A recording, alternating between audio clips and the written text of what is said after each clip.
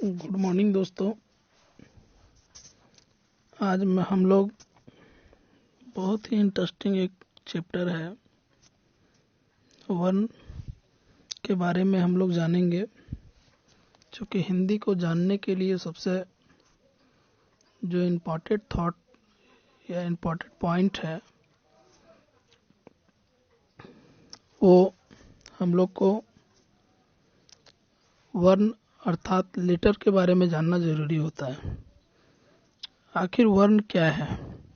वर्ण उस मूल ध्वनि को कहते हैं जिसका खंड या टुकड़ा ना हो सके, उसे हम लोग वर्ण कहते हैं। जैसे या, उ, का, खा आदि।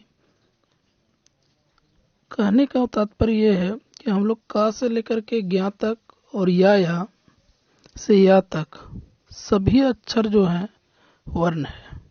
आप किसी एक अक्षर को भी ले सकते हैं।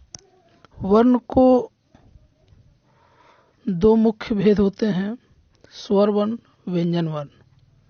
अब हम लोग जानेंगे कि स्वर वर्ण है क्या।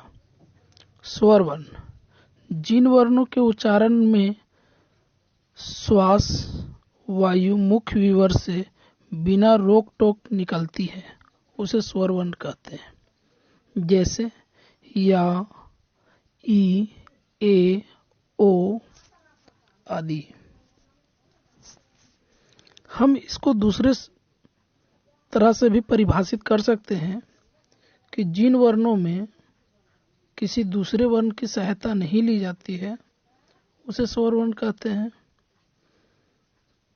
इसमें या से लेकर ओ तक की अक्षर शामिल है। अब है कि स्वर वर्ण के कितने भेद हैं। स्वर वर्ण के दो भेद हैं। पहला हर्ष स्वर, जिसको मूल स्वर भी कहते हैं। दूसरा दीर्घ स्वर, जिसको संधि स्वर के नाम से भी जानते हैं। अब हम लोग समझेंगे कि हर्ष स्वर है क्या। हर्ष स्वर जिन स्वरों को उच्चारण में कम से कम समय लगता है उसे हर्ष स्वर कहते हैं। जैसे य, ई, उ, री।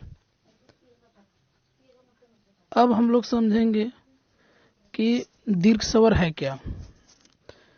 जिन स्वरों में एक से अधिक स्वर मिले होते हैं और जिनके उच्चारण में हर्ष स्वर से दुगना समय लगता है उन्हें हम दीर्घ स्वर कहते हैं।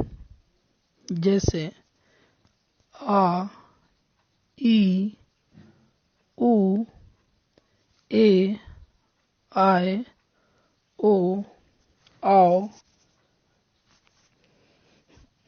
अभी हम लोग स्वर के बारे में जानकारी लिए। अब हम लोग चलते हैं व्यंजन वर्ण की तरफ। आखिर व्यंजन वर्ण है क्या? व्यंजन वर्ण किसे कहते हैं? आंसर है जिन वर्णों के उच्चारण में श्वास वायु मुख विवर से किसी भाग को छूकर या रगड़ कर बाहर निकलती है उसे व्यंजन वर्ण कहते हैं। जैसे क, ख, ग, घ आदि। इसमें हम लोग क से लेकर के ह तक के वर्णों को शामिल कर सकते हैं, क्योंकि ये हमारे मुंह से किसी भाग को छूते हुए बाहर निकलती है। इसको हम लोग दूसरे तरह भी परिभाषित कर सकते हैं कि जिन वर्णों में स्वर वर्ण की सहायता ली जाती है उसे हम लोग व्यंजन वर्ण कहते हैं। व्यंजन वर्ण को हम तीन वर्गों में बांट सकते हैं। पहला है स्पर्श व्यंजन, सेकंड है अंतस्थ व्यंजन और थर्ड है उष्म व्यंजन। हम लोग स्पर्श व्यंजन किसे कहते हैं? जिन व्यंजन वर्णों के उच्चारण करते समय वायु मुंह के किसी भाग को स्पर्श करती हुई बाहर निकलती है उसे स्पर्श व्यंजन कहते हैं। जैसे का से लेकर मा तक, इसमें 25 व्यंजन जो है वो स्पर्श व्यंजन है। का से लेकर के माँ तक जो है स्पर्श व्यंजन है। का खा जो अंगा तक है ये हमारे कंठ से निकलते हैं, और चा छा या तक ये तालु से निकलते हैं, और टा ठा जो है वो मूर्धा से निकलते हैं, और ता था ना तक दंत से, और पा फा बा मा तक ओष्ठ से उच्चारण होते हैं। अर्थात किसी भी मुंह का किसी भाग को छूते हुए बाहर निकलते हैं, इसीलिए इसको स्पर्श व्यंजन कहा गया। अंतस्थ व्यंजन क्या है? जिन व्यंजन वर्णों का उच्चारण करते समय वायु पूरी तरह बाहर नहीं निकलती है, उसे अंतस्थ व्यंजन कहते हैं। ये 4 है, या र ल व। कहने का मतलब ये है कि जब हम लोग इन व्यंजन वर्णों का उच्चारण करेंगे तो मुंह से हवा जो है वो पूरी तरह बाहर नहीं निकलेगी, कुछ हवा जो है वो मुंह में ही रह जाएगी, कुछ बाहर निकलेगी। जैसे य, र, ल, व। अब हम लोग सीखेंगे उष्म व्यंजन के बारे में। उष्म व्यंजन क्या है? तो जिन व्यंजन वर्णों के उच्चारण करते समय गर्म वायु मुंह के किसी भाग को छूते हुए बाहर निकलती है, उन्हें उष्म व्यंजन कहते हैं। ये 4 होते हैं, जैसे तलावी सा, मूर्धन्य सा, दंत सा, हा। ये हो गए उष्म व्यंजन। अब हम लोग बात करेंगे अयोगवाह वर्ण के बारे में। हम लोग 2 वर्ण तो देखे, स्वर और व्यंजन के बारे में। अब अयोगवाह वर्ण के बारे में भी कुछ जानकारी लेंगे। अयोगवाह वर्ण है क्या?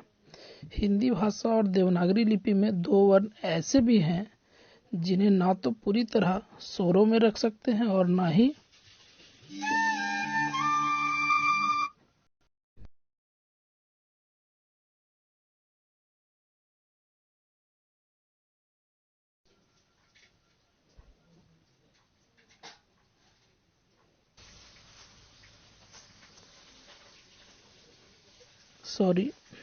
ना तो पूरी तरह स्वरों में रख सकते हैं और ना ही व्यंजनों में। इनमें से किसी के साथ भी योग ना होने के कारण ये अयोगवाह वर्ण कहलाते हैं। ये 2 होते हैं, अंग और या। इसे अंग को हम लोग अनुस्वार कहते हैं और यह को इसे विसर्ग कहते हैं। चलिए, तो आज की क्लास यही समाप्त करते हैं। जय हिंद।